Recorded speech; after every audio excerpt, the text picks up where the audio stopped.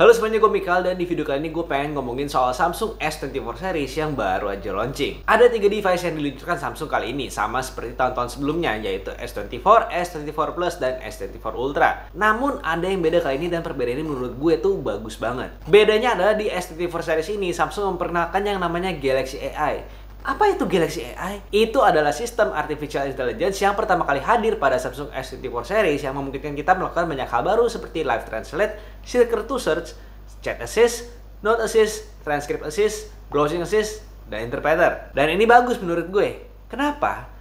Karena dengan hal ini Samsung membedakan dirinya dari pabrikan HP lain yang mungkin lebih berpusat pada pengembangan hardware saja tapi kurang perhatikan pengembangan softwarenya. Hal yang mengejutkan lagi adalah mulai dari S24 series ini Samsung memberikan update software dan security hingga 7 tahun. Jadi ini adalah sebuah kemajuan yang sangat membedakan Samsung dari para kompetitornya. Dan gue pribadi juga tahu orang yang pakai HP tuh awet banget sampai 5-6 tahun. Jadi ini pasti sebuah kabar baik untuk orang-orang yang seperti itu.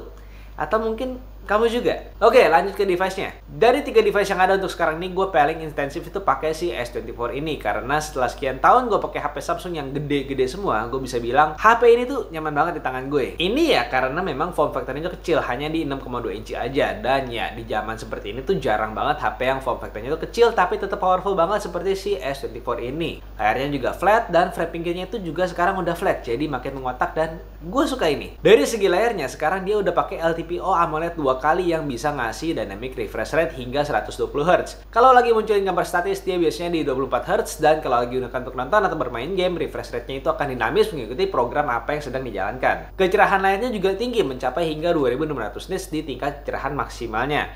Dan selama seminggu gue pakai HP ini, gue tuh nggak mengalami kesulitan sama sekali melihat layar HP ini di bawah terik matahari. Ngomongin soal performanya, si S24 ini menggunakan chipset Exynos 2400 yang sejak dari awal tuh udah diragukan oleh banyak orang. Tapi sering pemakaian gue bisa bilang Exynos 2400 ini tuh nggak sejelek yang kalian kira kok. Berdasarkan pemakaian gue yang setiap hari biasanya tuh olahraga sambil mendengarkan dan menyalakan video podcast di Spotify selama kira-kira 1 jam, suhunya itu maksimal di 35 derajat Celcius dan baterainya itu berkurang sebanyak 15%. Kemudian untuk bermain Honkai Star Rail dengan grafis high dan frame rate itu di set di 60 fps, digunakan untuk bermain selama 1,5 jam itu bisa dapat average FPS-nya di 51 fps. Baterainya itu berkurang sebanyak 40% dan suhunya itu mencapai 40 derajat saja. Dan ini tuh bagus.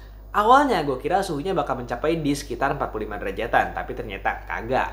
Dan selama game berlangsung, gue nggak merasakan adanya frame drop sama sekali. Lalu gimana dengan ketahanan baterainya? Apakah sanggup bertahan seharian? Nah, ini adalah satu hal yang pasti pengalamannya berbeda dari satu orang ke orang lain. Karena di real life itu, faktor ketahanan baterai sangat dipengaruhi satu hal, yaitu sinyal.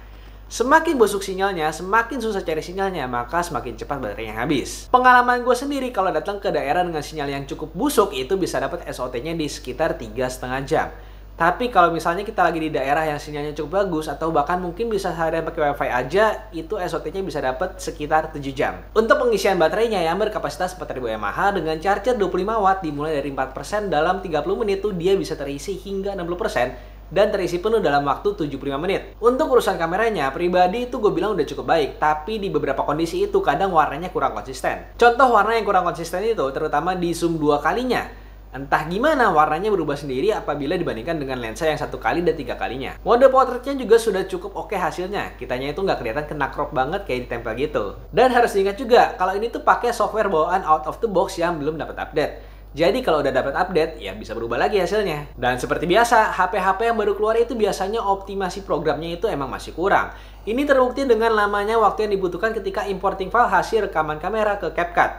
Untuk hal ini tuh kalian tenang aja ya, karena gue yakin akan ada update optimasinya seiring waktu berjalan. Terus gimana soal AI-nya? Kepake nggak? Buat gue pribadi, dari segitu banyak yang fitur AI-nya, yang paling kepake buat gue tuh di Photo Assist dengan generative AI-nya yang kepake banget buat ngilangin atau mindahin objek tertentu sampai meluruskan foto yang miring-miring. Bukan meluruskan kesalahpahaman ya. Tapi buat kalian yang sering berkomunikasi dengan orang asing, baik melalui chatting ataupun telepon atau bahkan ngobrol langsung, akan terbantu banget dengan fitur Live Translate, Chat Assist, dan interpreternya. Dan buat kalian yang suka ngepoin barang yang dipakai orang lain tapi ngebarin nanya beli di mana, kalian bisa pakai Circle to Search buat langsung nyari barangnya di Google.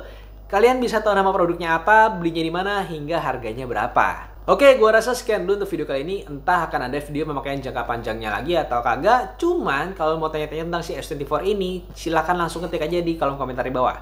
Jangan lupa like dan subscribe ke channel Gadget Apa dan sampai jumpa di video berikutnya. Dah.